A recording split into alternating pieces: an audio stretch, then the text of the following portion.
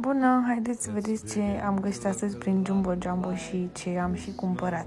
Acest moș m-a amuzat teribil și produsul acesta la fel, care cânta și zicea ho, ho, ho, Merry Christmas, se mai auzea și clopoțelul din vârf.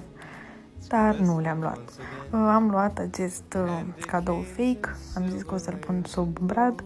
Am luat și aceste agățători pe care, dacă vreți, vi le arăt în alt clip de ce le-am folosit. Am luat și aceste ghetuțe pentru cadourile de Moș Nicolae. Pisicuța, bineînțeles, nelipsită de lângă mine.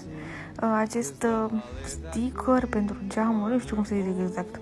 Un burete care nu are nici măcar o treabă cu Crăciunul, dar nu contează. Această păndiță e foarte drăguță și foarte, foarte călduroasă. Niște elastice de păr, pentru că mereu le pierd. Niște baterii așa micuțe. Am luat și un suport din acesta pentru cabluri de pus afară, ca să nu se ude. Aici am luat un cadou pentru mama mea. M-am gândit că sigur o să-i placă. E așa cum ar fi o iezle și are figurinele acolo înăuntru și le pui tu cum vrei. Foarte drăguț.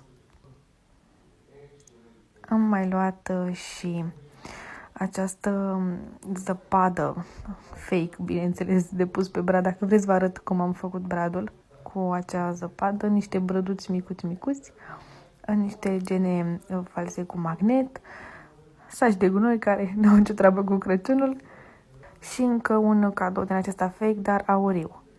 Am mai luat și această fundiță pe care am pus-o afară la poartă și aceste sticăre de lipit pe geam se dau jos foarte ușor și fulgii ăștia super drăguți care luminează noaptea am pus în curte.